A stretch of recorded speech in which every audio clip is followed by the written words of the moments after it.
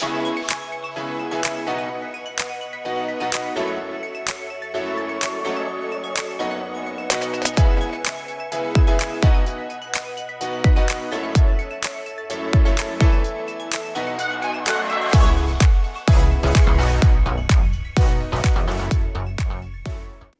everybody and welcome to Reefy AF. Today we have a tank tour from a Floridian called Julian. Now this tank tour has been cancelled once due to a calendar conflict, I think were the exact words. So I'm glad we're all here. Who the fuck is eating? Who just made that massive crunch sound? Listen to him. Listen to him. For once it wasn't me. That's great. I think that's why he's doing it though. Anyway, Rob, mute your mic. Julian, please take it away. All right. Good morning, good afternoon, everyone. Thank you for tuning in to the highly anticipated tank tour. Coming at you live and direct from Central Florida, home of the 20-gallon, which we'll be talking about later today.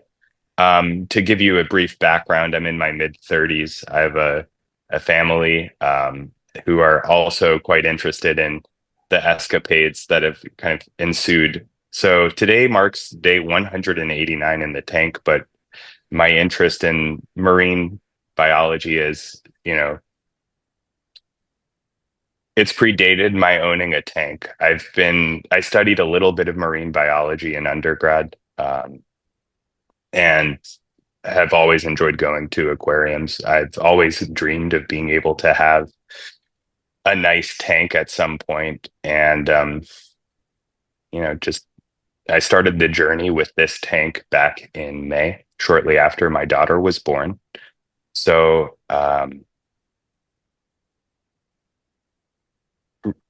Ron, are there any particular questions about my background or about how I got into the hobby that you may have, or maybe if there's a precedent? I should also note I've been a member of this Discord, a really wonderful community, for about 6 months, and I wasn't paid to say this.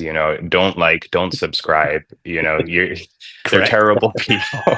But seriously, everyone's been really wonderful in my journey. It's made it a lot, I would say, less stressful in some ways. And all that to say, I'm really happy to be able to contribute and tell you a little bit about my tour, or my tank, and through this tour.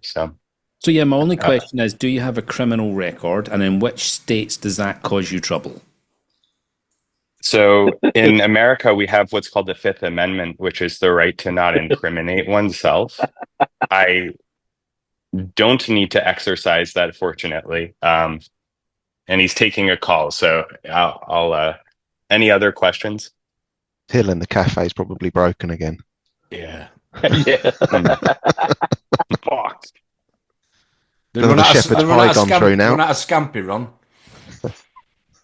That's 3 times today I've had to do that. It's such a pain in the dick. My apologies, Julian. So which state's banned from?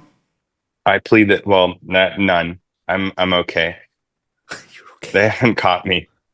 No, I'm just playing. Yeah, but all that to say, this has been a wonderful, wonderful kind of pursuit.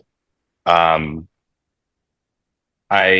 have learned a lot through this community and through hundreds of hours, probably at this point, of YouTube content. And I'll touch on some of that later on in my journey. But I did prepare a couple of photos that highlight some of the milestones that took place along, what's now a 7-month journey.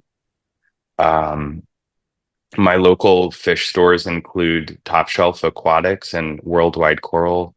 There are a couple small operations here. And Don't know him.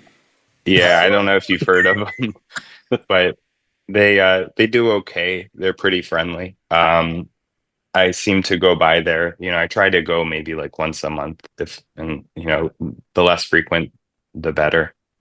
And that's part of the reason why I maybe 2 months ago started making my own water at home. So, part of the journey as well. But yeah, so I know this is kind of an open forum of Hey, sorts. So I don't sit, know if, sit, yeah. buddy, sit. Good job. Come on in. Russ. I had to let the dog in. Sorry. No, it's What's up? so good. We're all sat Thank down. you all for being here. So I know one other thing may be worth noting for viewers who are checking out this video after it's been recorded live. We've got roughly, what is it? Well, I think I'm duplicating or triplicating the member account, but we've got folks here that aren't on video, which you may not see, but you'll hear their voices come out of thin air at some points, maybe referring to another animal that's not a fish. So all that to say, yeah, let's get into it, shall we? So I took some notes just to make sure that I'm somewhat organized. Ron, you queued it up. I think the next piece is it to talk about the tank or maybe to go a little bit into the journey a bit more? I can give like a rough timeline as well. Yeah, I mean, just don't overthink it. I mean, I don't think you overthink anything. Never. That's never happened and it never will. You're the most relaxed reefer I've ever met. And you also starve yourself by not eating a lot. So I will have to eat at some point during this tour. Consider yourself warned. So will you eat pallets? you suggested that one time. It did not go over so well. But in any case, yeah. So let's see. We had our daughter in very late April, and shortly thereafter, I convinced my wife that getting an aquarium would be the right thing to do for our household. We found this wonderful setup locally, and it's an innovative marine. I am Nuovo Fusion Pro 20 long, so 20 gallons, 75 liter. Included the stand. It was an excellent shape. Included, a lot of different pieces of equipment with it, and some things standard, some things not. And I got it for $300, which I was quite pleased with. It kind of fit our aesthetic, and as I was driving, I think my daughter was maybe a week or two old at the time when I went to pick it up off Marketplace, and of course, being tickled with the price, I called my wife very excited on the way home saying, the tank is good. It looks great. I'm very excited. What are we going to put in it? And with my marine bio background, I really wanted salt. I really wanted clownfish. I really wanted coral. And kind of leading up to my picking up the tank, we had decided on freshwater for its what we had thought would be relative simplicity. But on the way home, boo, Rob. yes, yeah. So on the way home, my wife said that we probably should get a Nemo, and I said, "Well, that's salt," and she said, "Yeah." I said, "That's okay. I'm willing to do the work." So I was, of course, elated when we decided that we'd be doing saltwater. So that was a very fateful decision, somewhat unplanned in some regards. I had planned to do a planted tank, but of course, I'm really excited in the way things turned out. So shortly thereafter, I went to one of the smaller Worldwide Coral, the one in Winter Park, to pick out some live rock. They were really helpful. They had taped out the area of the tank so I could get a sense of which size rock would fit best and kind of play around with it before making the purchase. Purchased live sand, of course, some water, and I began my cycle in I think it was the second week of May. I was completely cycled in about 28 days. I'd used Microbacter 7. I had put a little bit of shrimp in it. I learned very quickly how unreliable certain tests were, and not long after acquired some Hannah checkers secondhand from a gentleman in Melbourne. I drove about an hour to pick up the light, which I'm using now, a controller, the water system, a bunch of things that he was moving and wanted to downsize his setup. He had probably like 500 gallons worth of total volume across 3 different systems, and was really just trying to hook it up, given that I was newer to the hobby. So I would say I probably made a killing with those purchases, and it got me nicely kind of set up for a more automated system. I am technical in nature, so I liked the idea from the onset of having controllers and being able to rely on additional systems to help with observation and kind of other controls. So I picked all of that up, the light up, in about June, early June, which is around when I turned it on. I'd completed the cycle, introduced the fish, got a lot of misinformation around when to add fish, when to add coral. And that was one of the early lessons early on. And that was around being selective around the type of information you consume. And, really to kind of vet the information and make sure that it's good intel, basically. Excuse me. Yeah. So all that to say, once I got the fish in, it was all pretty much, how do I say it? It was an organic kind of rapid growth. That was the beginning of the stocking of the tank. Top Shelf Aquatics was running their 12-year anniversary sale about 2 weeks after that, at which point in time I picked up, I think it was maybe 15 pieces of coral, including some Euphilia. All of them, I think, are still in the tank. Not long after that, I picked up blood shrimp, which is no longer here. So to go quickly to livestock, I've got 2 clownfish, a Dracula goby, and I think a pistol shrimp, a peppermint pistol shrimp. So it's relatively light. People keep jumping and coming back in. Yeah. So over the past couple of months, I've continued to stock it with coral. I'm very pleased with how things have come along. I'm continuing to tinker and kind of try and optimize things like my nutrients, things like my lighting. I feel pretty good about the flow currently. Fortunately, I haven't really experienced much of an ugly phase yet. And I don't know if I'm out of the woods yet.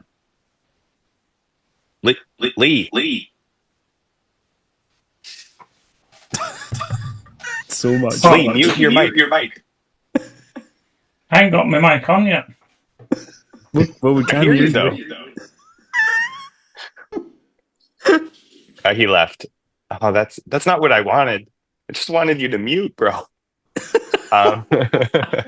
Anyway, I don't know if I'm out of the woods yet relative to the ugly phase. I've never had any terrible algae bloom, fortunately. So I attribute this to regular testing and trying not to change too many things at any one time, which has been pretty good, sound advice. So trying to think of what else.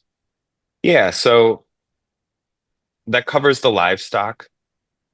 I can get into this. And it's probably not apparent. I realize that, what's being spotlighted here is me and the tank. So I've got my mobile phone here and can give you a better view of the display tank in a bit. Whenever you want to go. Yeah. Your video quality is really bad. I don't know why. Mine? Yes. It's coming across really poor. So I've switched my video off to try and help with the bandwidth a wee bit, but it just seems to be a bit. It's very choppy. Good job. Everyone else is doing the same, so let's see if this helps. Kind of doubt it. Well, what do you think? I can try and just It's- go Looks Yeah, worse. it's, on the It camera. looks worse. Yeah, that is not, it's just that's not you, helped. That's not helped at all. not us. It must just be your signal, your Wi-Fi signal, Julian. That didn't improve anything. 1 second. Let me see.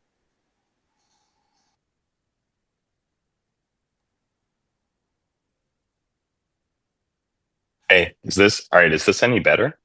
That's a lot better. All right, what's up? So, What were you using? now I'm using my phone. I was using the laptop. Oh, don't use that. Oh, my bad. All right. Well, so let me see if I can turn this thing around. Right. So I guess this is the main attraction, maybe. And get my I got the lens here. We'll see if we can't. All right.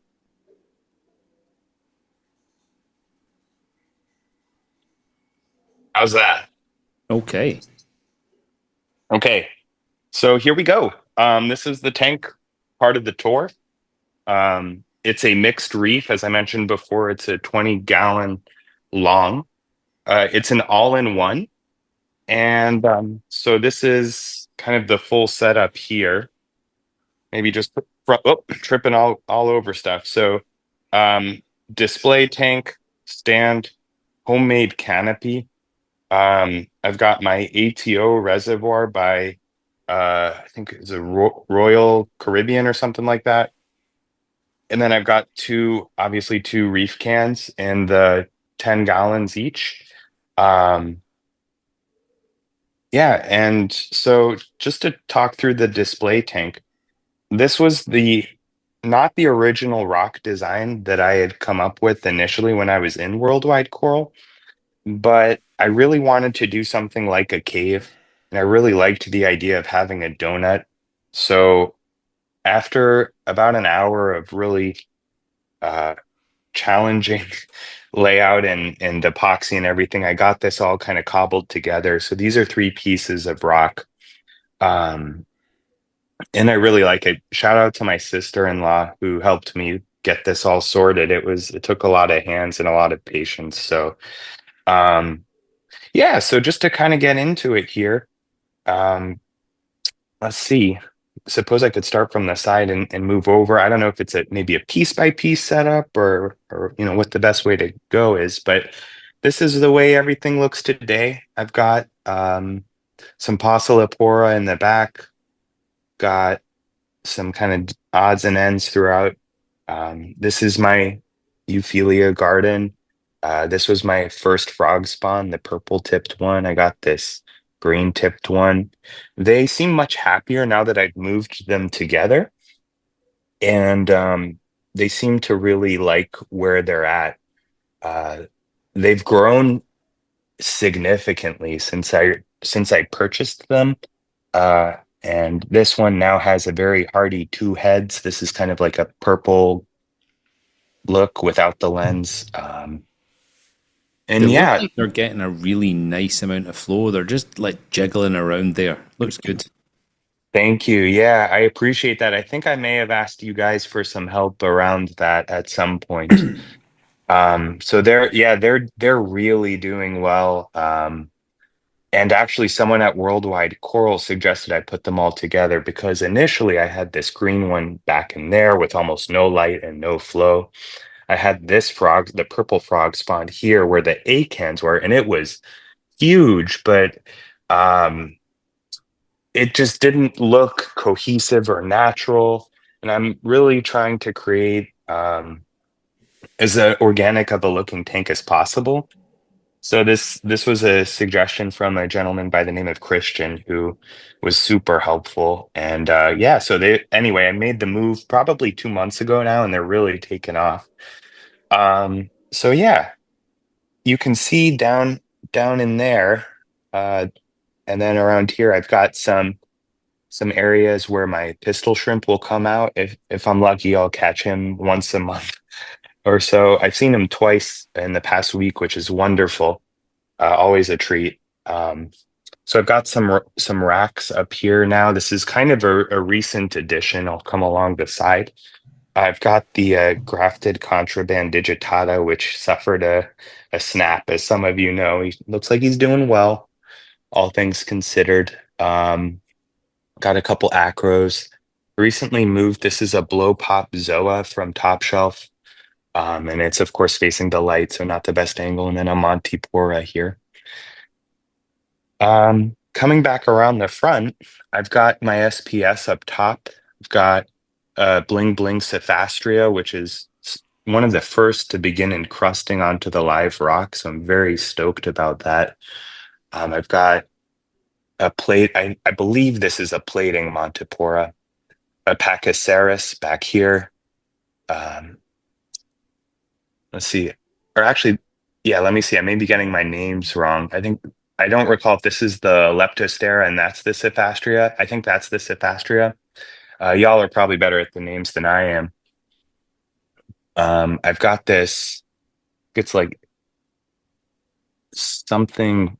Is it like a Jamie Foxx or something? Christmas Favia here. It's really kind of gotten super bulbous. It came like one of these little heads or just a couple of them, and it's really kind of three-dimensional now, which is super, super cool. And the coloration's starting to come through nicely.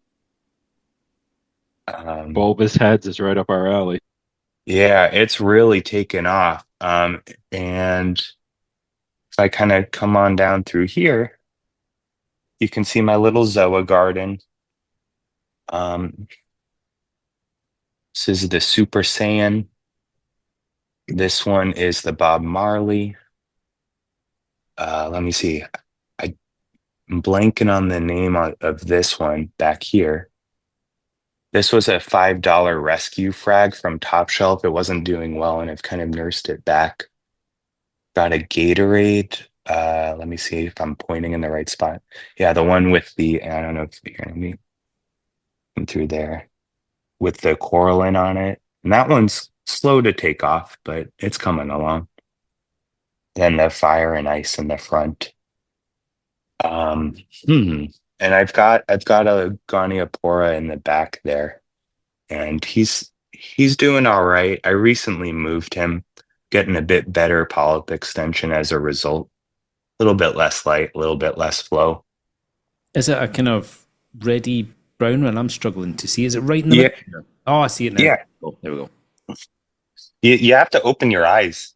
No, I'm just kidding. I'm just playing. I'm just playing. I know it's a nano tank. Everything's real small. So one day they'll be huge if everything goes well. So yes, I'm just playing, Ron. Thank you for being a good sport. Yeah, it's red. And then it's got like a little yellow eye in the middle. And I realize it's probably there. That may be better. But I think with the lens, it kind of distorts the redness. But yeah, so see what we've got here is the turbo snail with another snail on it with another snail on it. And we've got someone coming to say hello. Moving along, we've got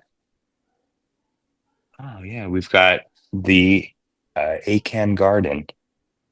Nice. So these have actually done really, really well. I mean, this one in particular is just completely taking off. I'm getting some new heads as well. So I'm really, really pleased with how these are doing. They're always opening up when there isn't a crab kind of climbing all over them, mucking about. But yeah, so moving on up, I've got the Duncan here, which I got at that 12-year anniversary sale. It started with about 3 heads. Last I counted, I've got about 10. And can give you a top-down view in a bit. Got another Montipora, a bit of an odd shape there, and then a Stylophora in the back. And coming around, I've got a Scolemia. That is absolutely gorgeous. Yeah, very nice. Thank you. Yeah, it's definitely probably my favorite. Don't listen, other coral. Um, but this one I got from Top Shelf Aquatics, and they hooked it up a little bit, just given that I think I had become a bit of a familiar face. And there were several I had been looking for months. I really wanted a Scully personally. They had a couple of opportunities to pick up buttons, but I really wanted what I would call a bigger one. And this one, when I saw it, it really kind of popped. I'd looked at other ones, but yeah, I'm super, super stoked with it. It's got a very healthy feeding response, and seems to be doing well here. Yeah, so moving along, I've got just sit down here. Yeah. So I've got, and I know it looks kind of brownish. It's a little bit more red in person, but right here is a Setosa. Try and get in there for you. Yeah. And what I'll say is that it's really kind of only recently started to really take off, and I've never seen this before. And I don't know if I'll be able to zoom in on my camera in this Zoom meeting, but you might be able to make out on the perimeter. Let me see if I can hold this still. There are tiny polyps extending around the entire thing. It's almost as if, and you can maybe make it out there, just kind of through that aperture. It's really starting to take on a different characteristic. I've had this in the tank now for likely 3 months or so, and it's starting to encrust. The shape was always kind of a bit peculiar, which I liked. And it just seems like it's starting to grow, but the polyps are just like, it seems like a very new thing, which I'm loving. Yeah, and then coming back up quickly, you can see how odd of a, oh, hello, how odd of a shape the Montipora is. The clowns are, I guess disappointed I'm not talking about them more yet. In due time, they've got names. We'll get to that. And then this is I think it's called a trumpet or a candy cane, something like that. I got this and it had only 3 heads. Maybe 4 months ago now. And it's very interesting to see. I just noticed maybe a couple days ago when the lights go off for the nighttime, it gets very small. And I didn't appreciate how much extension I'm getting on these things, but they're really lush. So I'm digging it. In the back, I've got some Galaxia as well. I've got some rock. And then I've got one more back there. I don't remember the name of it. It was sold to me as like something like an Ostrophalus from TSA, but I was told on Reef to Reef that that's not the name. Did you just say phallus? Ostrophalus. Oh, I said Ostrophalus. Ron's and ears pricked up then. Yeah. All that talk of heads and extensions is. well, yeah, I knew you were thinking it. Yeah, definitely. Yeah. I don't. That's Lee's touching it. But looks at his camera. Oh God. Sorry, Julian. No problem. So of course I've got the 2 clownfish. On the right, we've got Bubbles, and on the left, we've got Doubles, which are named by my son. So we're rolling with it. We have Mochi, which is the name of the Dracula goby. We've got Ninja, the pistol shrimp. We had Flash, the fairy wrasse, but he didn't do so well. He succumbed to ick after a 2 or 3 week tank transfer method rehabilitation, which failed in ultimately, I mean, he met his demise in August, unfortunately, which was definitely a harrowing experience. But this is, I guess it is what it is. Well, we haven't decided if we're going to get another wrasse. I'm leaning against it now, trying to be thoughtful about the bio load here. But in the back, this is part of the most recent coral pickup. It's 5 acros here. And the names are all maybe something I can drop in a chat later, but they're, I've got them on a list somewhere and hoping that they begin to take off. I believe that the one on the far left has a new piece slowly coming in on that. It looks like a bit of an L there. I haven't seen any furry kind of pieces come out yet, like I see in some of the videos. I don't know what they're called. I'm sure someone more savvy knows, but Is the one on the far right a smooth skin, Julian? it appears to be, yeah. So yeah, I don't know how to I don't know if I can zoom in on this thing. Let me see. I can see them pretty clearly. No. Oh, good. All right. Yeah. So other than that, as far as invertebrates are concerned, I've got actually Worldwide Coral was running a sale. I think it was, I want to say $23 for 30 inverts. So 10 margarita, 10 astrea. That is really cheap. And 10 margarita. Yeah. 10 margarita, 10 astrea, and then 10 hermits. Yeah. So I got some little ones. The larger hermit crabs, which you've seen by now, came from Top Shelf, as did Turbo, the turbo snail. That's an original. Who came up with that? That was my son, yeah. But check this out. Yeah, some good stuff going on here today. The fish have really kind of had a change in their temperament over the past week or so. They seem to be enjoying life, which is wonderful. I've learned a lot along the way to try and be patient with the hobby and feed the fish, feed the coral. I struggled early on with overfeeding, using preserved foods, and as a result, my phosphate was extremely high. The most I had clocked it at was 0.38. And I've been keeping tabs on all of my nutrients since May. I've got a spreadsheet, which I know if you're in the Discord, you've probably seen, but I took my levels, was it yesterday or maybe 2 days prior? My phosphate last read at 0.08 and my nitrate read at 5.9.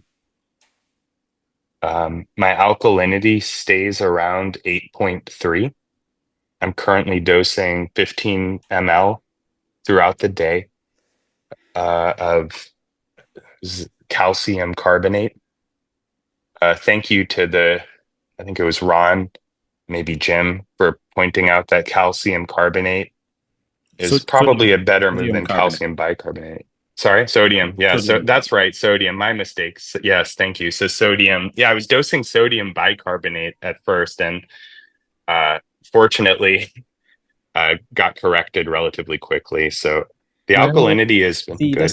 This is kind of open for debate now. So you've got Rob here, who is now.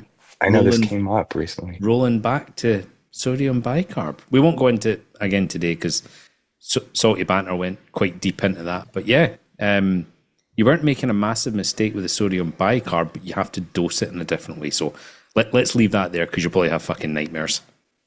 Yeah, no kidding. Well, live and learn, right? It's wonderful to see that there's such a healthy discourse around all of this stuff. And I really am appreciative that I'm getting into the hobby at this time where I can connect with people all over the world with vastly more experience than myself. And, they're kind with their knowledge and insight, and, generally don't make too many jokes at my expense. So there are, well, not to your face, but there are not to my face.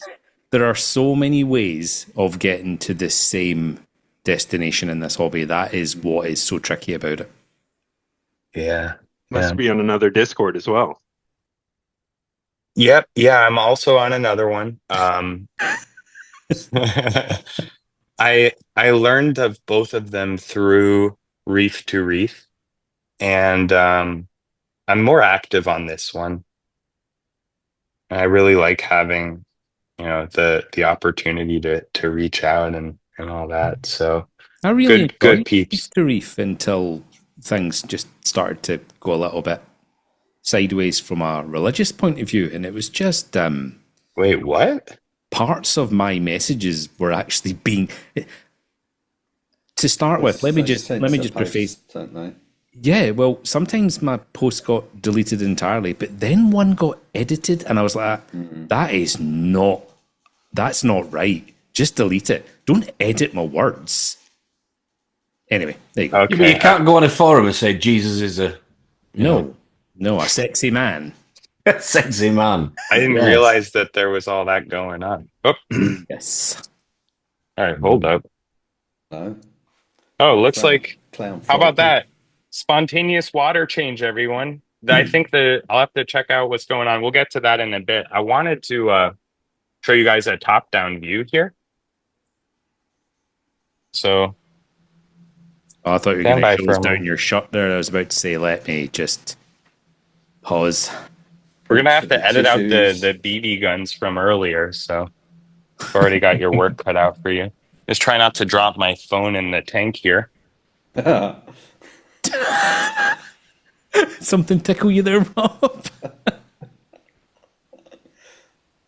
But yeah, so there's the blow pop Zoas you can see on the rack on the left-hand side. Yeah, much better. Oh, I forgot this Favia here. I'm sorry, little guy. It's that pink guy next to this Pachyceras. You actually have quite a few corals in there. I had no idea how many you actually had. Yeah. Yeah, I forget what the count was last time I checked. It was around 30. Maybe wrong. So did But I ask the question, Julian? Are you planning an upgrade? Well, let's finish this tank tour and we can get to questions at the end. How about that? You'll get. That's Yeah, me. Ron. Yeah, don't overstate it, Ron. Actually, I just realized I probably should not have stopped the water. Good grief. All right. I'm using sensors to detect the water change, so hope I didn't. Well, we'll see. All right, you're in it with me now. So let's go. So this is an all-in-one. We'll go through the back here. I'll just get a quick check on where my water level is at. We're doing it live. All right. Well, okay. So yeah. So as far as the all-in-one's concerned, got 5 compartments in the back there. It's cool that the water change happened. Usually it's at 7:30 in the morning and 7:30 at night. So I've got filter floss as my mechanical filtration. I have some biomedia and for biological filtration, and then I recently added some Purigen. I removed the Chem Phoscard thanks to the conversation yesterday.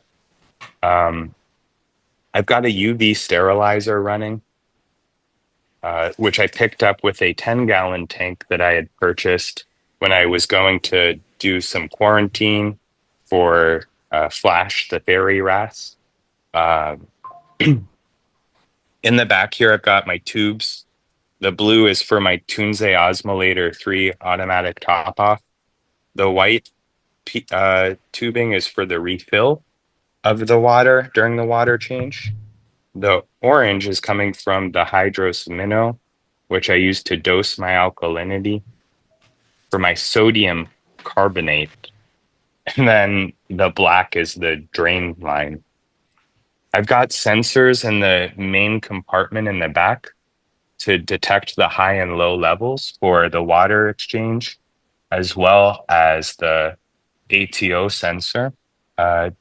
Took a little bit of finagling, but got it working out. Got a bio rock in there, which I picked up from TSA for $30 to help get the system cycled to begin with the biological stuff going on there.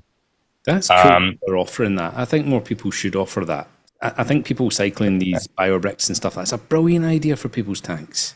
Yeah, it was just hanging out with the algae, I think. And of course, I loved the idea myself, just to kind of kickstart it. And it's a Mighty Jet. It's the pump that came with the tank, and it's been holding up pretty well. You can maybe see that the water level is rising. Once it hits this sensor here, it'll shut off. So a bit of biological filtration in the middle there with that. And then I've got a protein skimmer, which came with the tank. And so I've been running it. I have not drank the skimmate yet, but maybe one day. I'm just kidding. I'm just kidding. I think we should do it live. Let's do it live. Yeah. Yeah, do it now. Do it now. Chug. Well, all right. All right. I don't know. This Maybe looks like another coffee. yeah, there you go. So up top here, I've got a Radeon XR15 Gen 5 Blue with the RMS mount and a 3D printed shade. I'm running a modified AB Plus schedule with about 4 hours of white light and then the rest blue. And then just to kind of round out the back here, I've got my probes and then some live rock that I've got in the biomedia that I'm cycling for, maybe if I ever get into another tank system, I'll have that seated. Coming along the side, I've got an Octopulse 2, OP2 power head, which I recently cleaned. I'm going to be doing that quarterly, so I just got that done. And it's doing very well. I'm running Ocean Swell program through the Wave Engine at roughly 35% with variable speed. It's clean. It works all right. If I were to do it again, I probably would pick this, but if not, I'd do an MP10 likely just for the cable not being inside the display. It's not too bad. It's fairly innocuous, so I don't mind. So maybe just to follow the Tunze osmolator back, I've got, of course, let me put my lid back on. Hold up. Fortunately, I don't have jumpers, but a fish that will try and flee, but there's the lid. Is that because it's warm in Florida? I do use a heater. My buddy Ned does not, which, maybe for the next tank, I'll do like a ULM, ultra low maintenance tank and no heater possibly. Although it's, it was 60 Fahrenheit this morning. So you just did that weird thing of using a shortened version of some words, but then just said the full words. Okay. All right. Yeah, I'm gonna roll with that.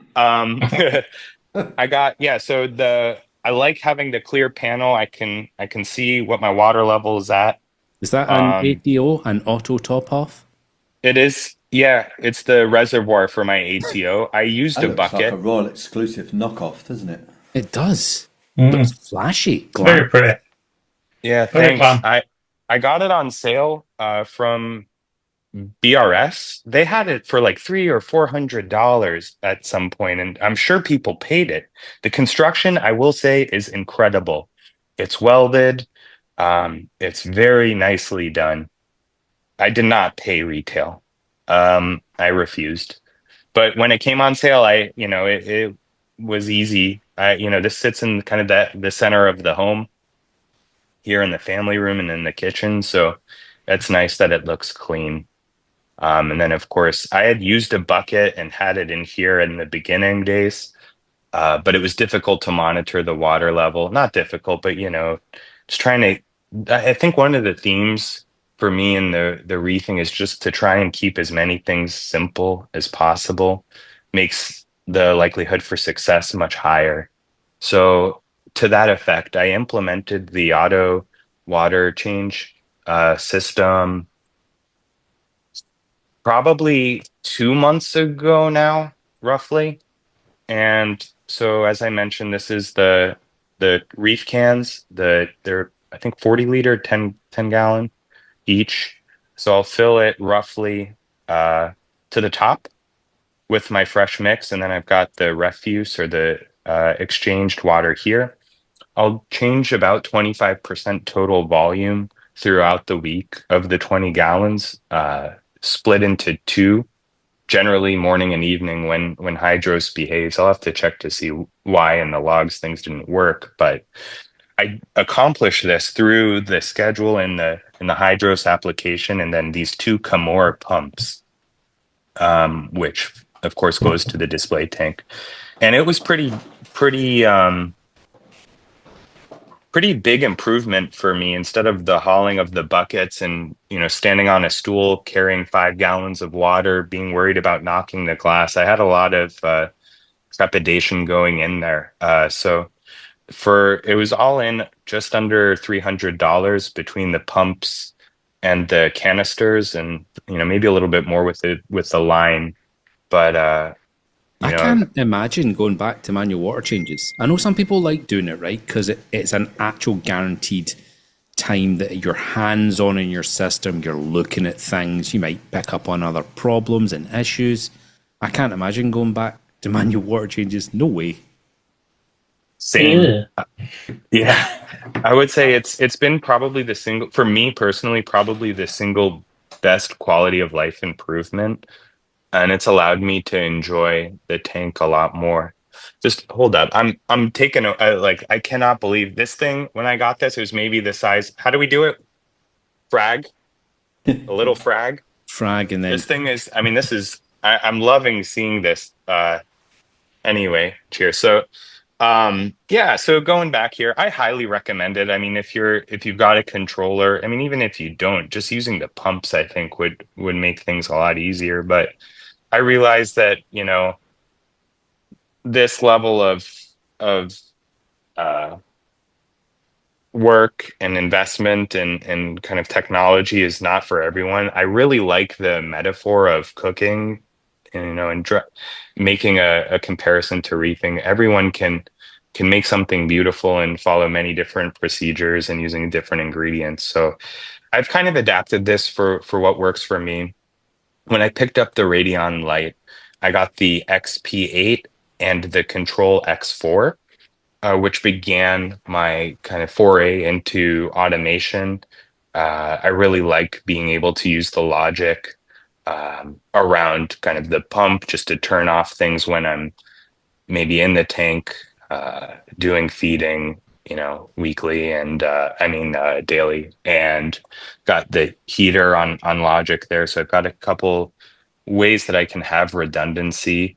It's nothing, super sophisticated, I don't think, but just to maybe do a quick rundown, I've got it's an Innovative Marine. I think it's a 50-watt heater. It's the Mighty Jet controller, the X4, which has connection to my JB Aquatics button box. I've got 4 sense ports in use, which account for water levels. I think it's got my pH probe in there. It of course tethers to some of the other guys. I've got the Hydros Minnow below that, which is linked to my mixing station here. Got the Wave Engine below, room for another power head, believe. So, and then here is the UV light. So I turn that on and off manually. Usually stays on unless I'm dosing phyto. I've also got a pretty healthy population of copepods going. And then I've got an auto pipette set to 10 ml, the fishnet and the tweezers. Trying to think, I've done my best. This is kind of the 2.0 organization. It's all mounted with zip ties to a wall control unit that I had spare from the home gym setup. And then, so the last couple of things here are the button box, which is amazing. It makes it very easy and convenient to not have to use my phone or have my phone on my person to stop the water flow or butts with all of these things. So I've got, right now it's simple. It's just to auto time off for 20 minutes on all pumps and power heads. Well, I guess the pump and the power head, right? And then this is a reset, so to kick things back on. This is a switch with an orange cover, and I use that if I wanted to disable water changes. if for some reason, I'm perhaps, not going to do a water change for a bit or maybe away for a bit, and I don't want to have to worry about things, then I'll enable that. But I'm pretty good about making sure that this excess one gets voided on the regular, and coming up with some ideas of what to do with that water. But I think that's all the technology. Are there any questions? Have you had any issues at all with the Hydra setup then? Yeah, I have. Part of it was around the auto water change, Lee. It was trying to understand. So part of the complexity with the auto water change program within Hydros is that it makes the assumption that when programming it, you're running a Hydros ATO, which I'm not, obviously. I do have one. It came with, for some reason, someone threw it in. I think it was maybe with the X4. But because I was using the Tunze and I had the sensor for the high level above where I forget what it was, but between the placement and the logging, it was fumbling around for quite a bit. I had opened 2 support tickets over the span of about a month and spoke with a couple of folks. I believe it was Connor and Michael, and they were extremely helpful. It took a bit of time to get things kind of dialed in, but I guess, we caught it live on camera here. The water change should not have happened it's 11 o'clock here. It should have run 4 hours earlier. So I have to see what's all going on there.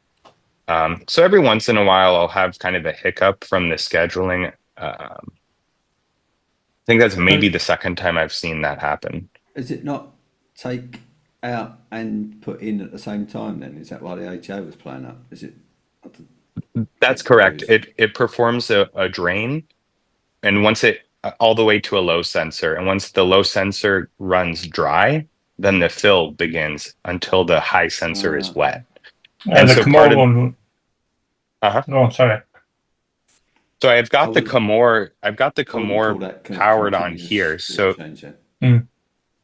yeah, so they'll power on and off based on the schedule, and then we'll essentially start and stop their flow based on Hydro's control to the given power outlets once the condition within the sensor is met. So a lot of the challenge that I had initially was understanding where the Tunze ATO had to be placed in relation to the high sensor to account for what was essentially a black box, and from my perspective, the configuration of the AWC program function within Hydros. Once I got that sorted, though, it's been very hands off. I mean, all I do from a water change perspective now, I mean, assuming I don't have to do technical troubleshooting, is fill this guy, right? Fill this guy, mix the salt, check the salinity, make sure everything's good, and empty that guy right here. And that's it. I mean, as long as this one doesn't risk overflowing and this one has enough water and the hose is actually submersed sufficiently, then I'm good. I travel a bit, and 2 trips ago, I got an alert that the runtime had exceeded for the fill, which got me very concerned. I had someone check on the tank and was able to confirm that there wasn't water on the floor, fortunately. What had happened was the level of the water had gone below where the hose would sit. So it is a bit finicky kind of going in here. I've got these obviously fed in, and maybe if I remove this, you can see I repositioned this yesterday, and I know it's kind of, I don't know if this is going to come through, but there's a hose in there. And if it's not, completely submerged, the pump is going to run indefinitely. I've got a 5-minute timeout set so that I don't, run into any unwanted issues of additional water coming through. So is that hose slightly bent? Is that why it's not reaching the bottom entirely? Is that what you're saying? Correct. Yeah. Because it came to me in a very tight coil, um, it seems to have retained a lot of that shape. Well, one of So the ways to fix that is what I did with mine is I bought just a glass rod off of eBay and zip tied it to, and it acts as a weight at the bottom. oh, that's a great idea. Thank you. That So you have the was that glass, you Rob? have the glass, yeah. I got the glass actually touching the bottom of the tank, and then I've just got the RO tubing literally 10 mil above it, and it just sits in a nice straight drop then.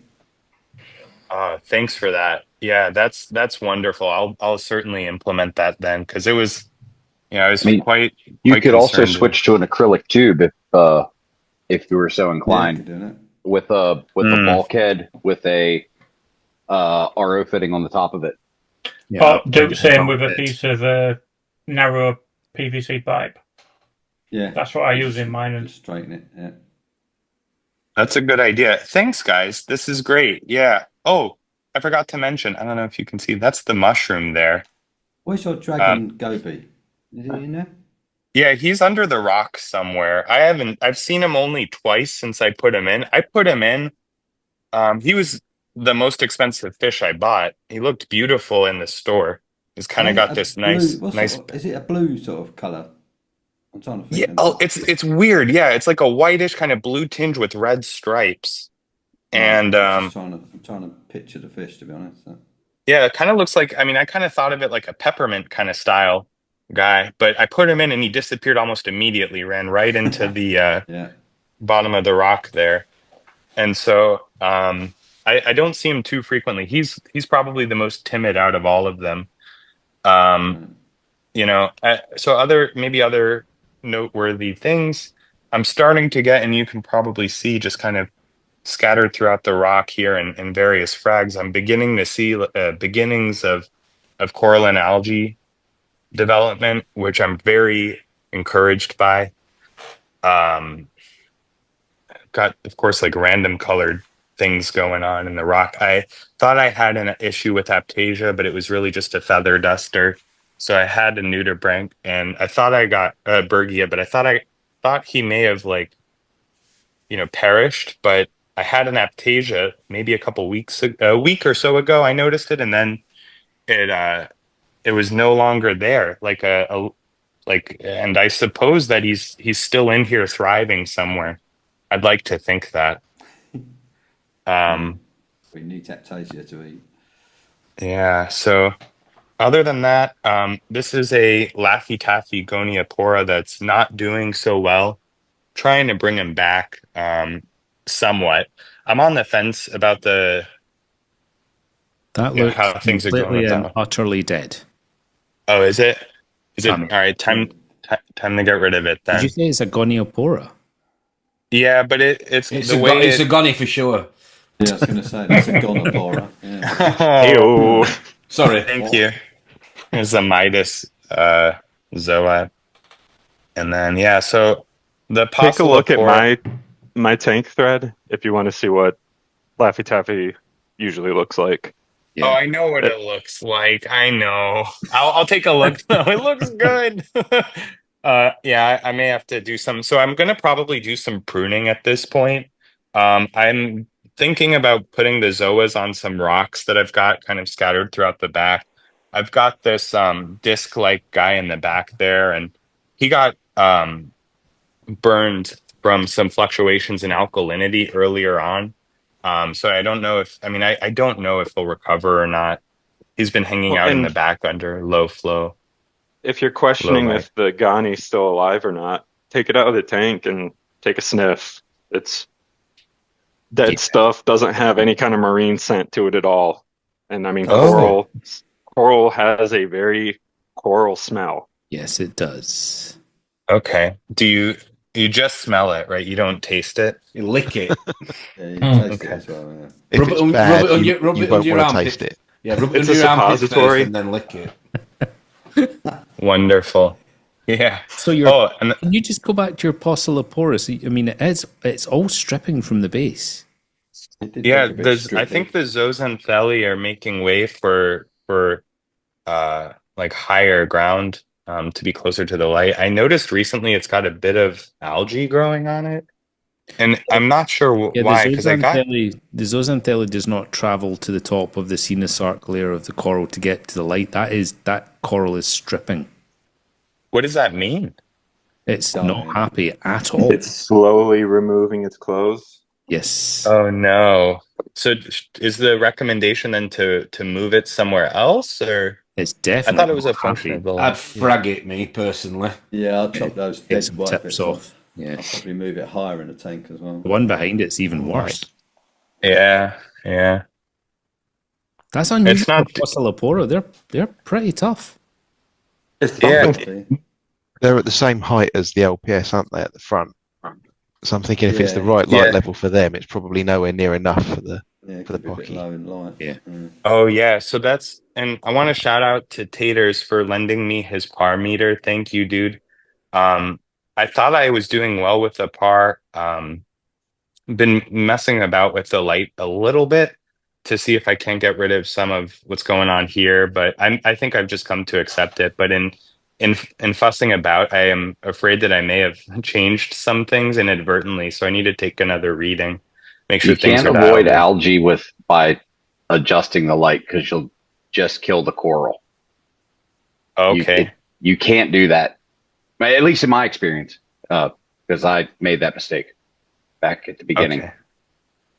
You Thanks just got for to the deal with tip. the algae. You just got to deal with the algae otherwise, and Mhm. It's you not know, too bad. give but- the coral the light that they need, and then deal with the algae a different way.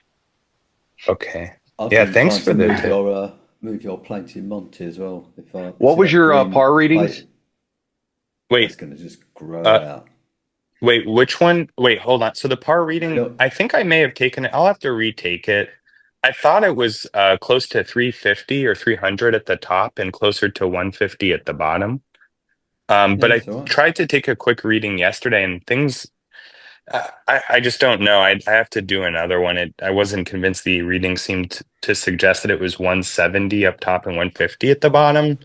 So I don't know if it was intensity got messed up or what, but Rob, what were you saying about the Monty? See that green? That's green plated Monty. You've got it at the top. This I one? mean, they can grow just insanely fast. Anywhere. Obviously, that's going to grow out into a massive plate, and then Shadow. they'll have all the shadow underneath it. So you want to put that lower in your tank, so you can have more light, happy corals above it. Yeah, mine grows under my scape. Yeah, I mean they just grow. Well, unless you're Steve. Right. Steve, you're not so good with Monties, are you, Steve? I can only Would- kill plated Monties. Oh, Really? Would you say the same is true for this Monty? I don't think it's, I guess it's branching just based on the way it's growing. But Yeah, I mean Monties do tend to just grow. Out of all corals, they grow very fast normally once they're Yeah. happy. okay. All right. What would you recommend the par to be at? Well, you said it's 350 at the top. I mean, Yeah. 350 is Two. fine. 200 upwards. Okay. Cool. but those Fossilopora are not happy. No, not happy down the back. Yeah. I guess, yeah, I'll have to either move them or figure out fragging. I have a couple plugs. I don't know if I really want to proliferate these guys in the tank. I don't have a bunch of real estate as y'all know with the 20 gallons. So Don't they broadcast spawn? Won't Big you, time. if they're happy, won't you eventually end up with just them everywhere? yeah, happy. Yeah. I recently learned that and it's a bit concerning, candidly. So does anyone want frags? Hey, go on then. Send us a couple. Are you okay? I'll send them to you, Lee. I hope they make it. Yeah. But yeah, so let me see. I think it's an Acro here. It's the Eiffel 500. I remember that name for some reason. It's pretty small, but yeah, so let me see. All right, I think that pretty well covers the display. Thanks for the feedback on the Posilopora. We'll see what goes on there. Let me see if I can switch the camera back around. Maybe you can spotlight me. Yep. Is it maybe getting stung by something on the rocks there? Do you have hydroids or any kind of coral there that could be hitting it? I have my Euphilia there. I've got the hammers. I wonder if that could be it.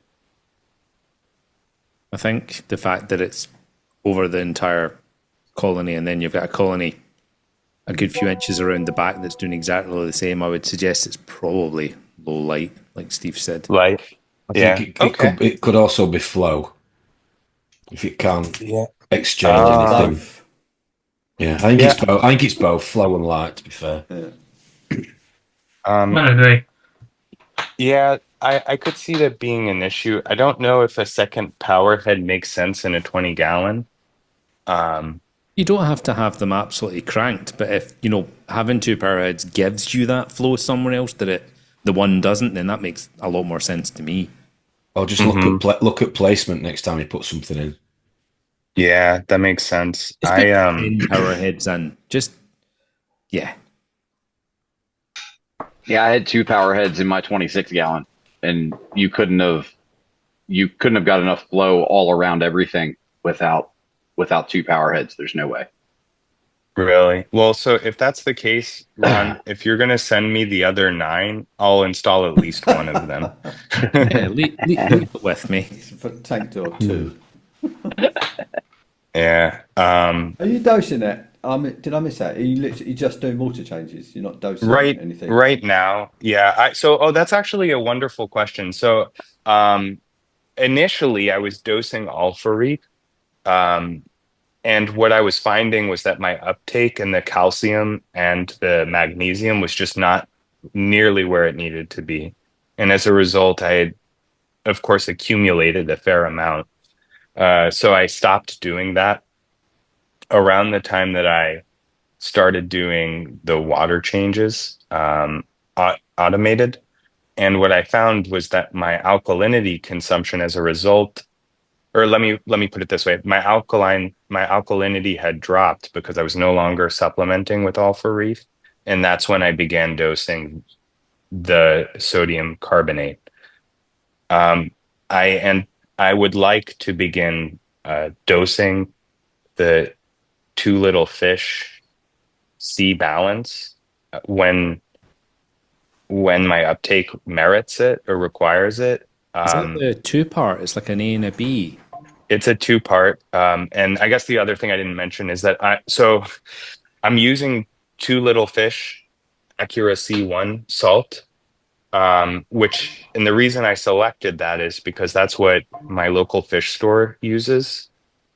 I didn't know that it's ill-advised to when you get a frag to dump the water in. You're not supposed to do that, I guess, but that's what I was doing, and I learned that, so I stopped doing it. But I figured if that's where the corals came from, as a novice, I didn't know any better, right? But I put it in. Basically, just reefing without a condom. That's literally what it is. Or a femdom. Let's make it. Yeah, very good, very good. Well, I did get some brittle star anemones. I got some, what are they called? A bunch of different little critters as a result. I've been dipping, so I don't have amphipods. Yeah, exactly. Yeah, no, but the it looks like a little starfish. I'm totally blanking on the name. Astorina. Thank you. Yeah, that's right. Yeah. Had a couple of those. They're brilliant. I mean, they're brilliant. I guess, if you say so. Yeah, they do a great job in our shop tank. When the lights go off at night, there's billions of them, and they clean the entire front of the glass. Yeah, I have loads of them as well. Okay, yeah. I mean, I haven't seen them in a bit, but I don't know if the fish got hungry and ate them, or kind of what didn't see it in your little video there. Didn't see us. Lee, hanging around somewhere. Lee, the ones under your armpits don't count, mate. Unless you've got a harlequin, Scaberinas, very little things will eat them in your tank. Yeah. So okay. Then if that's the case, they're probably somewhere. I've got pineapple sponges. I guess your usual kind of a supplemental life. Doing the good work, keeping the tank going. So I saw a really wonderful video as a newer hobbyist about what a maturing tank should look like. which it was not kind of any of these mainstream commercial channels. It was just some guy who had a bunch of experience, and he was talking about where in the cycle of your first 6, 7, 8 months, you would expect to see things like coralline algae, things like pineapple sponges, and what are these indicators early on that your tank is beginning to mature in a healthy fashion. And so um, I wish I'd come upon that maybe on month 1 or month 2 of the journey, but uh, at that point in time when I had viewed it, it was essentially confirming the trajectory that my tank had been on to date. I had already at that point seen coralline algae. I'd already seen pineapple sponges. Recently, I've started to see the amphipods, which I think maybe some of you know, like rather sizable. I had been dosing, I think it was Tisbe, and then a couple of other copepods as well. So as far as feeding is concerned, I'm becoming a little bit more diligent. You could say I've switched from TDO pellets and from feeding the coral Reef to just doing mysis, and I think that's why my phosphate has dropped to acceptable levels, which I'm going to likely just keep. I will say that I'm still struggling with the volume of water and the ratio or the amount of food that I give relative to the pellets. I find that I really only need a fraction of it to give the fish a good meal. I'd rather feed more frequently less than a huge feast every week or month. I'm kidding, but not really. Ask me how I know. So all that to say, Want to talk about that? yeah, so I mean I as I mentioned before, I had really struggled with phosphates. This was before the introduction of the Acropora.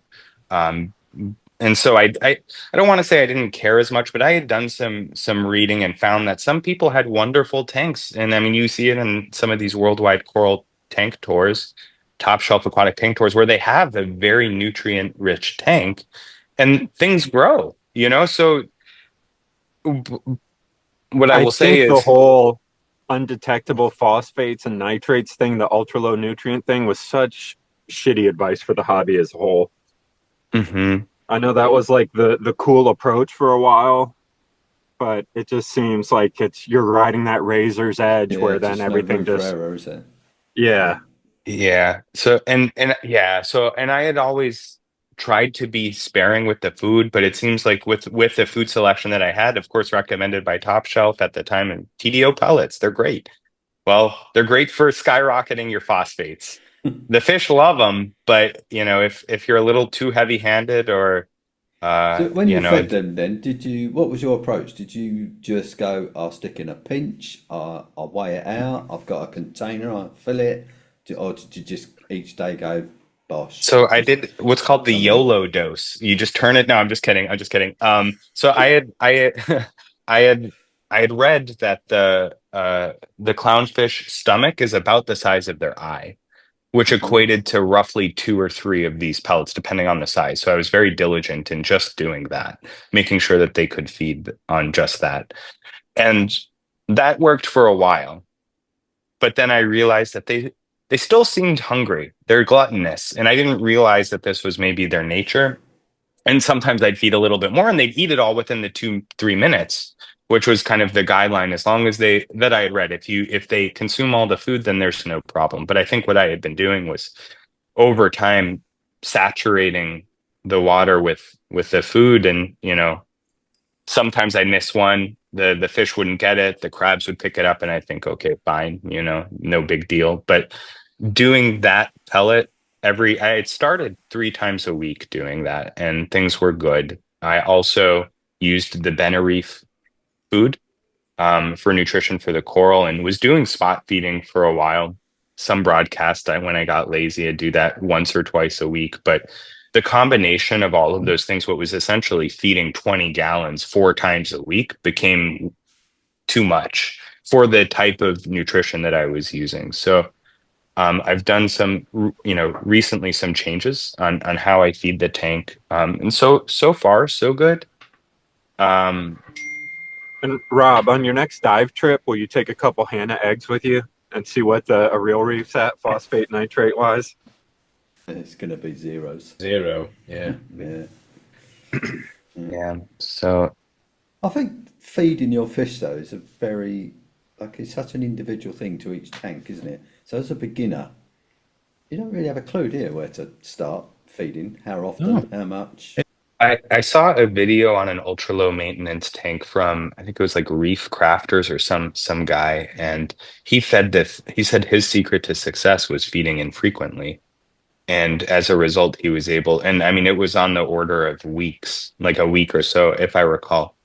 And it was for specifically for a nano. You have to understand, I mean, the fish are smaller, maybe, they're not tanks. You're not throwing nori in there every day. I mean, I've got 3 fish total. So I don't know if the bio load is commensurate with the food. I'd imagine there's something going on there, right? But all that to say, that's where I got the idea. Come from your rock then, and not your food. You definitely think it was the food? Could it have much as been your rock leaching, and now it's done? I suppose in time it'll tell. I had switched so that's possible. It's been 7 months that I've had the rock here. And I learned recently that, if you have too many phosphates, it will get absorbed by the rock, and then you're essentially in a perpetual state of high phosphates. So the fact that I brought it down, I don't know. It's, Rob, I hadn't even considered that being part of the reason why my levels were so, I don't want to say unpredictable, but I would take the numbers in. They do seem high for a tank with 3 fish. Yeah. And so, that's more likely the problem, I would guess. I don't know. I mean, at this point, I chalked it up really to just being a newer tank. Things are unstable. They're finding their equilibrium. These things take time. I don't know. I mean, I have the numbers. I won't pull, or maybe I can pull them up here. I think a tank your with clowns, they look like a golf ball with 2 eyes. You go, I think you've overfed them. But yeah, they look fine. A tank with 3 fish, and you're doing the water changes, and you're only feeding once a week. I don't think that's feeding. You're feeding once a week? Week? Oh. I feed twice, 3 times a day. I mean, you're saying it, I'm pretty sure that tank that Jake Adams had in his studio, do you remember that one he set up in a day with the clowns in? Yeah. Yeah, right at the door. Pretty sure he only had that maybe once or twice a week. I was surprised. I think that's the one where I got the idea from. Yeah. And so going back, like I got my phosphates initially. They were in May, late May, they were 0.3. They dropped for a bit, and then in late June it became 0.39. In August the 21st, I had it at 0.01, and then it went back up in September to 0.16 to 0.31, and then late September I got it down to 0.07. And I have notes with everything. I haven't seen numbers that low in a long time. Yeah, the last and this is where it gets interesting, right? I just don't test. Yeah. Use your eyes. If everything looks okay, Your eyes. you just need to step back a wee bit and just. And so this is the thing. Ron, you've been like a voice of, calmness throughout this entire journey. I'd see like 0.38 as recently as, 4 weeks ago now. And was thinking like, what the heck's going on? I thought maybe it's my phyto, maybe because I'm dosing phyto every day. Of course, that's not the problem. I learned now, but now I'm at 0.09, 0.08. So I don't know if the fluctuations, I assume it was a function of my more frequent feeding and not a function of the rock, but who knows? I mean, things I think now have seemed to be relatively stable. I've had a 0.01 change over 2 weeks. And I'm still below 0.1. So in fact, it's trending down. Actually, yeah, looking at so I'm at 0.08. I mean, so we'll see. I mean, I'll continue to try and be moderate with my approach and kind of reasoned in how I change what I do. I'd definitely send an ICP off though to compare against your measurements to see if they're actually, no offense, but the tests are in tune with the ICP. Totally agree. Because quite often we all think we know what the test is. We might be doing it wrong, and it's just a second second opinion. Fresh. Not a fucking clue. I've hated every titration phosphate test. I suck so bad at. Is it this shade of pink or the slightly darker shade? Exactly. Or the blue? Or no, either a Hannah egg or nothing for me. Same. It wouldn't have been no ICP. I wouldn't have known it. My salinity was so far off. That's what I'm saying. I use the phosphorus, the egg. All I'm saying is it doesn't hurt to get a second official opinion to tell you whether you think it's right and you're doing it right. Can you not take your water into your LFS? They test it for you if you go into Top Shelf or something. I did. They have an and they use a Hannah egg. No, it was an aqua spin. But they had low confidence. I don't know when the last time was that they had calibrated it.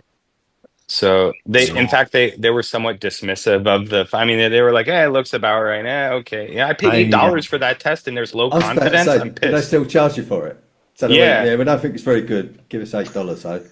So I own an aqua spin. I have one sitting right here, and I use it primarily only for nutrients. I don't use it for alkalinity, calcium, and magnesium because I find it a little bit. Pretty much no matter what it is, it just gives you the same numbers. But for phosphate, nitrate, pH and things like that, it's absolutely spot on. And it is so quick to just take that sample, stick it in there, hit it, and come back in 2 minutes and records it for you, uploads it onto the website, blah, blah, blah.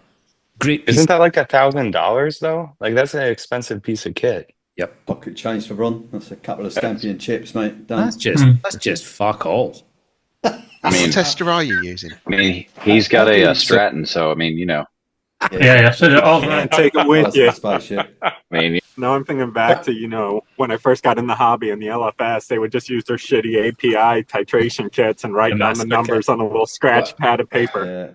Whatever happened to that gizmo? Did they run out of money for it on crowdfunder? And you sat it in your tank. Yeah. What was it called now? You remember it? What was it? The Mindstream. Was that it? Mindstream. Yeah, didn't Milev's Reef have one? He was testing. Yeah, he did. Yeah, he did. He did. Yeah. Yeah, they just went. I'm surprised nobody's picked that research up though and carried on with it. Yeah. So probably not financially viable. And the early adopters didn't have the best results. I know that was the next best thing, but on Reef to Reef, once people started getting them, the readings were all over the damn place. And then the company went belly up. Right, didn't know that. Mm-hmm. So relative to the ICP, I'm curious, there are some new products that will be coming to the market. Of course, I'm not running a Trident system, but the Maven from Hydros is supposed to come out at some point. I think you guys bring up a good point, which is, what is the efficacy of home testing relative to the absolute, with the ICP being the most exact, right? So for me, the Hannah checkers have worked. I'm sure I don't have to worry about trace elements until I run my ICP, right? But if everything looks good, it's good, right? I don't need to do an ICP until Ron sends me the aqua spin, and then I no longer believe the results. And I'm not. Because this is the thank you for the tank tour, right? You get shipped your custom Pelican case with the. And you get a free Eden t-shirts coral thrown in as well. Apparently, I've heard. The thing is, we're not doing ICPs. You've no reference to start off with. So you'll do an ICP, and let's say your nitrates come back at 60 and your phosphate at 0.2. You'll go, oh my God, that's the issue in the tank. But your tank might have been running like that for 6 months and you've no idea. The ICP, if you start off, it gives you a binding point to, at this point, the tank were good. Rather than waiting for something to go wrong and then trying to second guess what has actually gone wrong. That's why I do an ICP when I'm really happy with the tank, and also do one if something's not quite right. A minute. Sorry, was that some sensible advice? You've just took the words out of my mouth. I was just going to say that's the most constructive thing that you've said in a long time, but I didn't want to. That's because I've got a lot of respect for Julian, you see. That's because he's sponsored now. He's all this is great. No, so this is why I joined the Discord. So quick plug: if you are still watching this video, thank you. Like and subscribe. Join the Discord. But okay, back to the regular programming. So is the idea then, Lee? Ron, hold up. Well, so when you run the HANA checker, do you compare your result to the ICP to get a sense of if there's a significant variance, or like you're looking for a range? I mean, the HANA tests, as great as they are never going to give you exactly what your water is, because for how much they cost, they're just not capable. They'll give you an idea. So I think the point I'm trying to make is, are you doing the test correctly? And are you getting a result that is comparable against your ICP or similar? And that will then give you peace of mind as a hobbyist. Your methodology and husbandry and everything else you do with the tank is the right approach. That's all I'm saying. It's like... Yo, Tom, that's great. No, that's wonderful. I will say, actually, you bring up this is a really salient point for me. The magnesium and the calcium testers for the HANA, I was doing it wrong. In fact, I was getting some advice. I forget who it was from, but I wasn't doing it correctly, and I thought I was getting good results, but of course I didn't realize. And to your point, if you don't have a baseline which you know to be accurate, kind of for calcium and magnesium, the Salifert testers are much easier than the HANA ones. I agree. Same with the Alk. I second that. Salifert's great. Yeah, Alk all day long. Yeah, Alk all day long. What phosphate tester have you got? What HANA? Because there's two HANA ones, isn't there? There's parts per million three. And parts per billion. High range and a low range, basically. Yes, I think there's an ultra low range. Phosphorus. Yeah. There's 3 different ones for phosphate. Because I made the mistake of converting.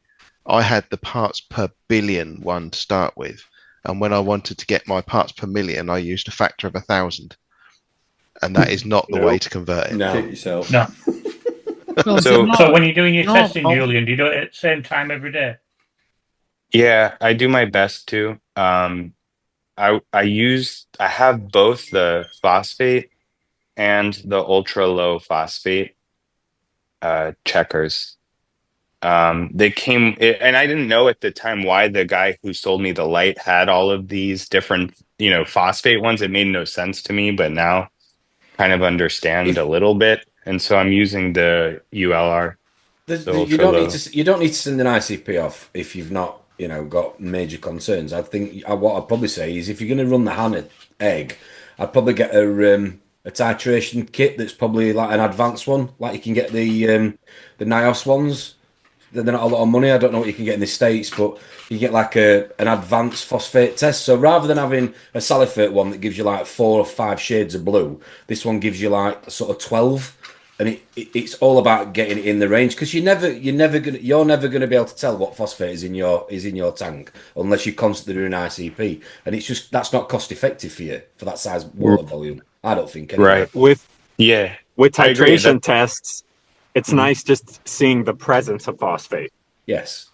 Mm-hmm. With ICP, though, what's the turn time from sample to results?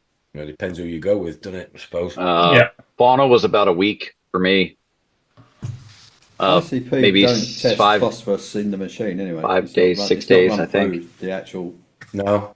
Because that's one thing I've always wondered about is, why am I going to take action on something that I sampled 2, 3, 4 days weeks ago? Yeah. That's different, but I know some of these are weeks. Mm. I think the ATI ones are quicker, aren't they? I mean, if you're in the States, I don't know about in the UK, but I think the ATI ones are a little bit quicker. But like, because Fauna's, it's 2 shipping. You're shipping it to Coralview and then you're shipping it to Germany. That's the same. But I still had it like in a week. I just think with the advanced ones, I was telling about with the titration ones, like I say, I use the ELOS one, NIOS. Yeah, I used to use the ELOS ones. Now it's the NIOS ones. It's just that second opinion. So if your phosphorus or phosphate checker gives you a number and you think, well, that's not normal, because hopefully you're testing it regularly enough to know what your range is with your feeding pattern and your water change and everything else. If you get a number that's like out of the ordinary, don't act on that. And I always think it's good, again, just my opinion, it's good habit to have a secondary test, which I would use as a titration to say, well, is it actually what the HANA's telling me? But that's just how I operate with my system. Yeah, it's just like verification. Verification, really exactly that. It's really good. I mean, because if I look at my sheet, right, on October 25th, I had a reading of 0.38. It could have been human error, could have been actual. And, relative to the fact that I'm using the same checker. And then on the first, a week later, it's 0.09. I have a calibrated pipette. I'm using the same cuvettes, so did I add 11 mils instead of 10 mils? So, I mean, having the titration on hand, an advanced one would be helpful. I really got peeved when I was checking for the cycle initially with the different shades. It was driving me nuts just because it was, difficult to kind of understand early on. And there's a human error as well, too. So I like the idea of an auto checker because it removes the potential for, confounding variables that I would introduce. I don't know if the expense is warranted. I heard that Hannah may be coming up with one. The ICP, I think, is a sound move. And maybe to Ron's brilliant point, probably the gem of this entire tank tour is, test maybe. I mean, a lot of good points, but test when it's good and then maybe test when it's bad, as long as the turnaround's quick. And then I think maybe the only other thought that I have here is, as a new reefer, the 20 gallons was a challenge that it was more, it's challenging for sure. I was counseled to go with a minimum of like a 29th, or go as big as you can for the obvious reasons. I had an oh shit moment. I was distracted. We had some company. I was performing a water change. I forgot to disable the ATO, and my salinity plummeted. Been there. And yeah, and I will say that was probably the most nerve-wracking experience I've had to date. I had to do essentially a water replacement at that point. By the time I had noticed, it was a bad day. And at the time I was not mixing my own water.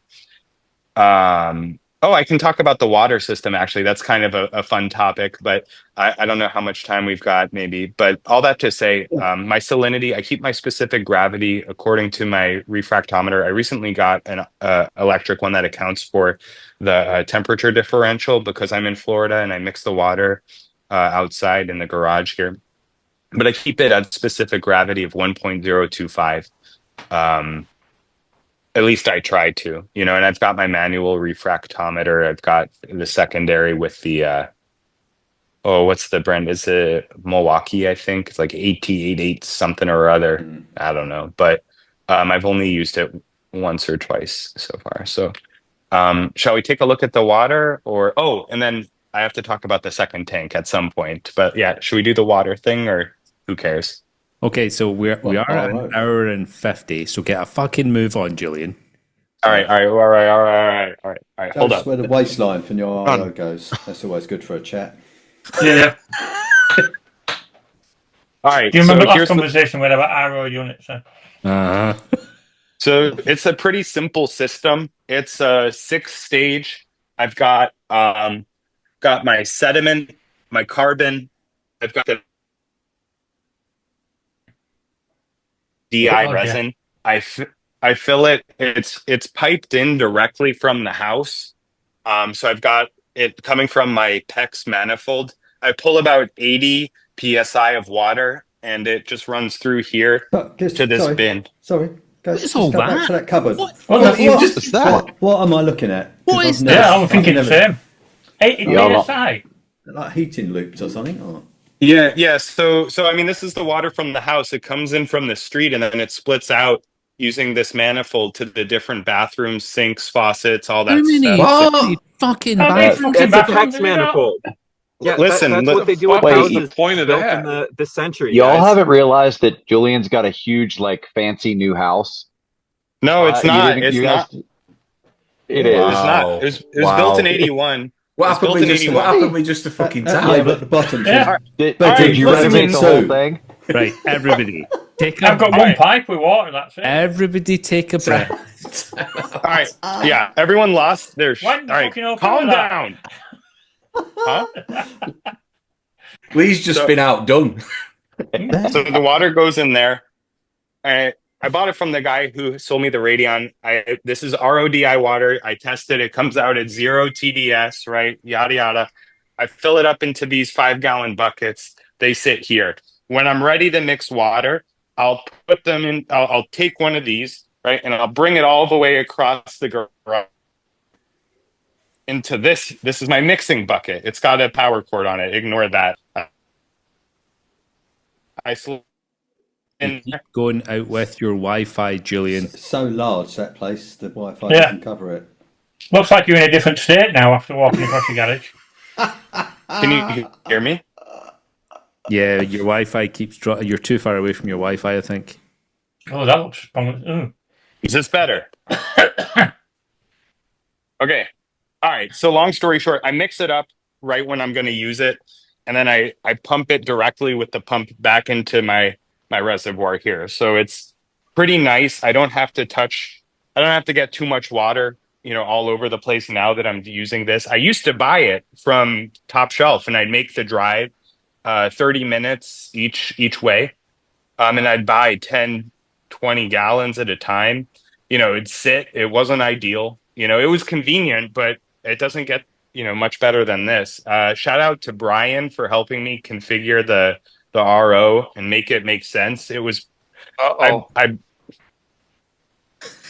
bought it from someone else. No. Was BV the one who showed you how to do this? No. Hold on. Jim? Someone put Jim on mute. I bought Brian the last one we had to have a talk with about. I have 8 minutes, Jim. Not now, Jim. Not now. Not now. Just fucking time out me. Just fucking. I know. Time Yeah, out me. I don't. I still don't. Ron, you have to teach me how to do that. You're go to jail. So listen. Go to jail. So the last thing is, I mean, it was all out of sorts. The guy I bought it from had it configured in some weird way. It's working wonderfully now. And then How does the last thing work? Does it go to drain? Do you It's got have to bypass, No, I think, no. Jim. I've got Turn it it set. on, and you bypass it to the off. Oh my god. Oh no, you don't. No, Jim, stop. All right, someone kick him out. So in closing, I've got one tank on hand that's not filled. I purchased it back in August. It's a 10-gallon Innovative Marine all-in-one. I purchased it as a quarantine for the wrasse when it got ick. I was going to do copper treatment, but then decided against it and went with the Humble Fish tank transfer method using 2 Home Depot buckets. So I've got this tank on hand. I'd like to do a very old, like kind of a bit of ultra low maintenance, very bare bones, gym-esque tank where you have no automation. No, nothing about, maybe a heater, maybe in Florida. I don't know if I need it. I'm glad he's muted. Okay. I'm not muted. No, I'm just playing. But just I'd like to maybe do a sexy shrimp and some anemone. We'll see. I don't know. We've played with, as many of you know, I'd you've like been to good. do a sexy shrimp is not the way you should say that. Tank. I'd like to own Tank one. I'd with like the to keep anemones. one. Maybe Don't some wanna do one. wallflower. So anyway, I've got like a good amount of space here, Anyway, maybe moving 4 feet. I'd love to do at some point when it makes sense a 120 5 gallon minutes. if it makes sense. This feels like an exam when you're at school and all the kids are just fucking losing their minds towards the end of it. And you just might as well just give up. So in closing, A, B, A. Just fill them in. Just fill them in. Just make sure you got answers. Better than nothing. Look at Julian's face. Not impressed. in closing, I've really enjoyed the 20-gallon challenge. It's been extremely rewarding. Seeing the corals begin to take off and to thrive and to encrust and to see, a sliver of the reef here has been fantastic. I really get a lot of joy when I see my wife and my kids staring at the tank. I'll walk by and they're just completely enamored with it. So we have designs, at some point to maybe get a little bit more volume. I don't know, just based on kind of how my life is right now in the current circumstance, if that's a prudent idea. I started this 20-gallon when my daughter was born. So I know a lot of people get out of the hobby when they have kids born. So maybe this is like maybe the 20. So in some ways, we'll see. The 20-gallon, it's great. I love the size. It's relatively low maintenance. And now that I've got things kind of sorted from a water change perspective. So we'll see.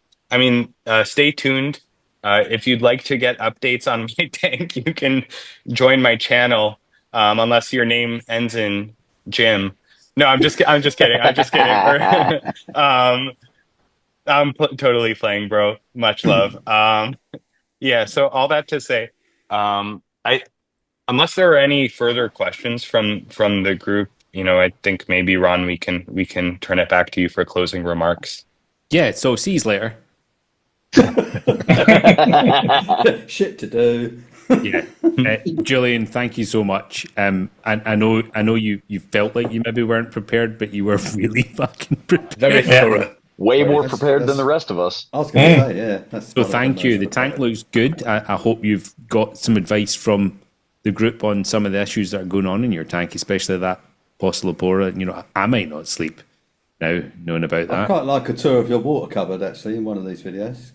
Yeah, that looks interesting, does that? That was fascinating, eh? Get a Wi-Fi extender first. Yes, please. Thank you, Steve. I never thought I'd need Wi-Fi in the garage. This is literally the first time I've had that problem, but noted. Do we do follow-up tank tours? Should I schedule it for 2026 or no? Let's leave it breezy for now. Thank you so much, Julian, and thank you everybody for joining in. We'll drop off now, and if anyone wants to continue this conversation, please jump into the Discord. Thanks, everybody, and thanks Julian. Julian. Thanks, y'all. Julian. Take care.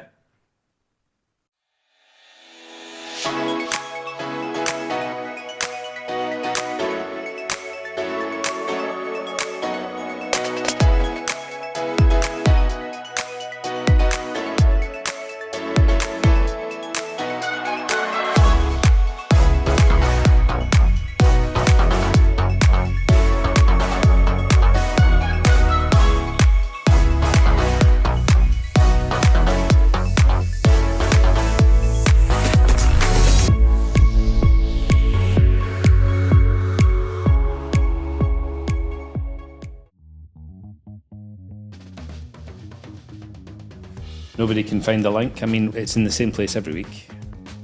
What the fuck? Well, you did move all the channels around, and oh, I mean, Julian's saying he can't find it. He fucking joined Salty Banter yesterday.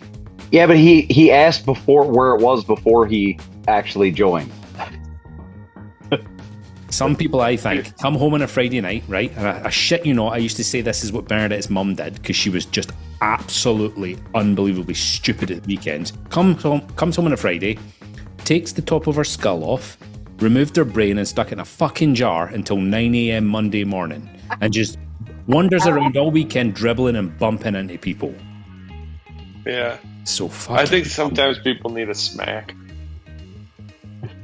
It's like somebody who asks you what time it is and they're wearing a watch. Need a smack? Did you just say? Yeah. Yeah, like they're wearing a watch and they say, you know what time it is? Fucking look at your watch. You want me to look at my for you? Fuck you. You gotta, and they have a phone in their pocket too, you asshole. Yeah. Fucker. Now, you know what my wife does? It drives me nuts, and if she's standing at the door, she's gonna be pissed off. But you know what she does? She'll have her phone in her hand and be like, hey, I need you to look this up for me. And I'm like, your phone's in your hand. Well, I'm looking at something else. I'm like, so just go to a different tab. No, I'm not going to do that. Look this up. I'm like, I've been asked that before too. Yeah, it drives me nuts. Right, he still can't find it. You know, patience isn't my strong suit anyway. So. I've never picked up on that. What's up, Lee? Lee. Ooh, that's a better quality camera. Which one? Me? Or who? Lee's got a halo. No, Lee's. Oh, he was silent though. Lee's a king. Wearing a crown. He's taking. Oh, he does look a bit Jesus-y, doesn't he? He's royalty. Look a bit Jesus-y. This is my office. With a bike. My office. That's a bike? Yeah, the Santa Cruz. I used to race Jules Solomon downhill before it crashed. Whose audio's all fucked up? Lee, your audio's all fucked up. Is that Lee? You need to turn That it Lee's Julian, fucked up? Was that fucked up? That Lee's fucked up? Wow. What the fuck is going on? Lee, you're fucked up?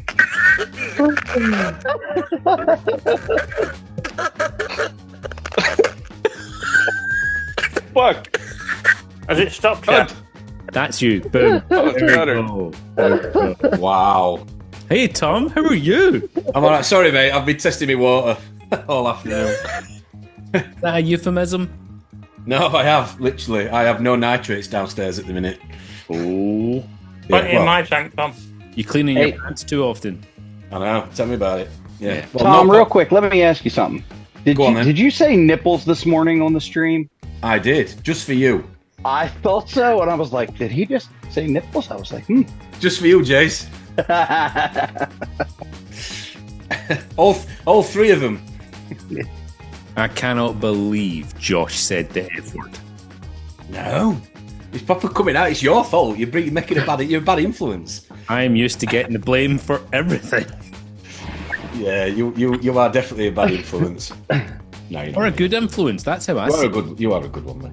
You are a good one. Right, Oh, I'm Jim, turning I my like your book football anyway. t-shirts.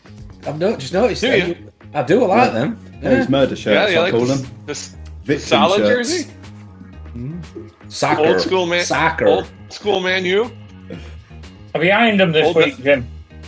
old Netherlands jersey.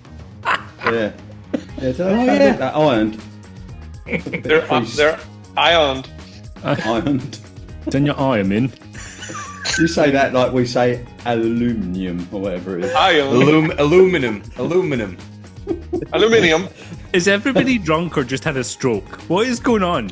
I mean, this is Steve's first time he's joined, and I think he thinks was up early. It's his last. Yeah, that's the second one. I was here for Second Tom's. time. yeah, he was here for Tom. Yeah, he was here a couple times. so. You already well. know we're all educationally subnormal, Steve. Yeah, I've come to that conclusion. That's why he's here. Oh, so Julian's now joining for a third time. So let's see.